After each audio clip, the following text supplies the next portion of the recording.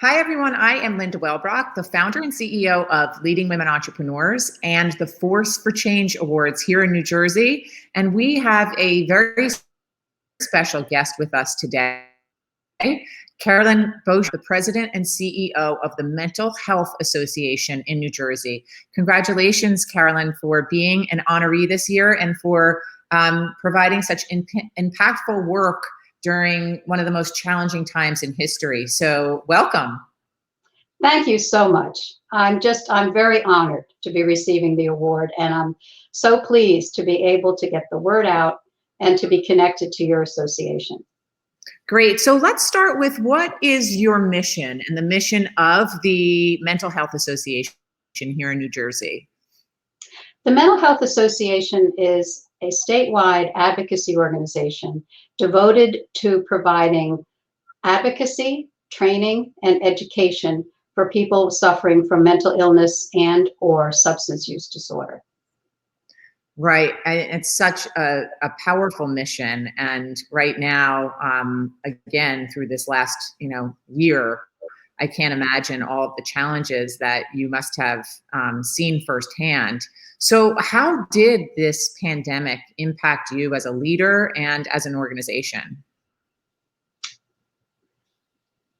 As an advocacy organization, we are really driven to stay very in touch with the needs of the public, needs of people who are having emotional challenges or mental illnesses.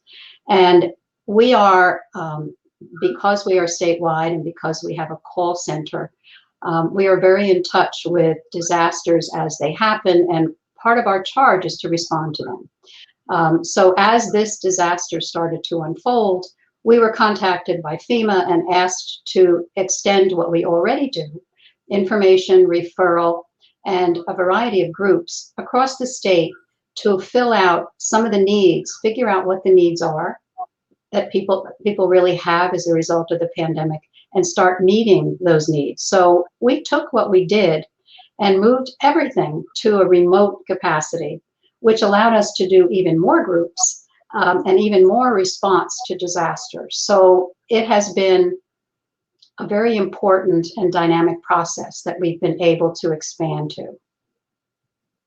I can't, again, just thank you enough for this work, because, we've heard the stories of emotional problems that have been caused from being so disconnected, and all of the other things, the fear that's been associated with the fear of getting the virus and all of that. So what new plans did you put in place in response to all of this? And what will you continue to offer, now that the pandemic, we're all seeing a little bit of light at the end of the tunnel here? It's been interesting. We have been able to really expand the scope of who we try to support and who we try to educate by going out as part of the response to the pandemic and hearing what do teachers need who are working from home, what do families need who are really kind of caught within their homes, what do children need. So our focus has expanded a great deal. We've always done support groups in person. We now are doing them remotely.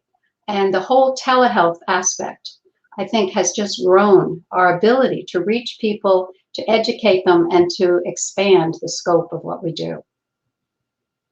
Now, if somebody has, emotional problem and they're suffering from depression and they really are finding themselves in a bad place, can they just reach out to your organization, or what's the process for an individual to get help? That is such a good question, Linda. One of the biggest problems is that people don't know where to turn for help. Right. No matter what the situation, they just don't know. Because of the pandemic, our phone line, our call center line, has been published all over the place. There's been a lot more publicity, and all they have to do is call us.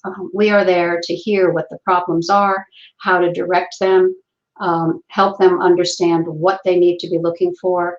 And it's really become a much stronger resource than it's ever been.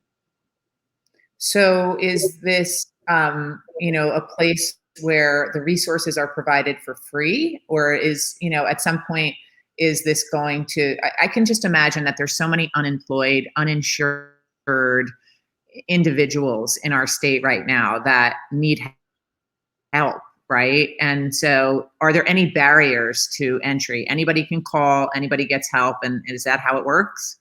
Yes, exactly how it works. Everything that we do is supported in this part by FEMA, also by the state of New Jersey, also by grants. So we don't charge for anything that we do. Now, we don't provide counseling, we don't provide therapy, but we do help people understand and link them to places that will do that sort of thing, as well as housing resources, employment.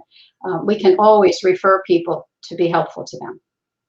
I mean, that's incredible. And again, I just have, I hold such a place of gratitude for you and the work that you've always been doing, but continue to do in the most difficult time in history. So my last question for you is, how have you used your unique voice to drive change for, for everyone and for your organization during this time?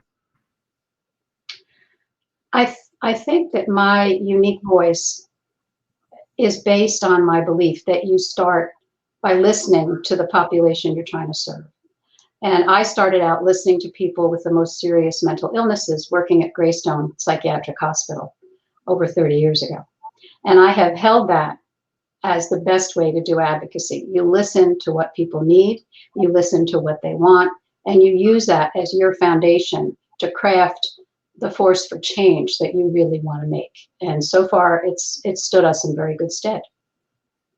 Well, Carolyn, we are so honored to have you and your organization a part of our 2021 class of Force for Change honorees. Clearly, you are representative of everything that we look for in a candidate, and we just, again, are so grateful for you lifting people up personally and professionally at a time when they need it most. And we'll do whatever we can to make sure this message gets out to all those who need it. And can't wait to celebrate you on November 8th as a Force for Change honoree. Thank you so much. I look forward to it too. Thanks, Linda.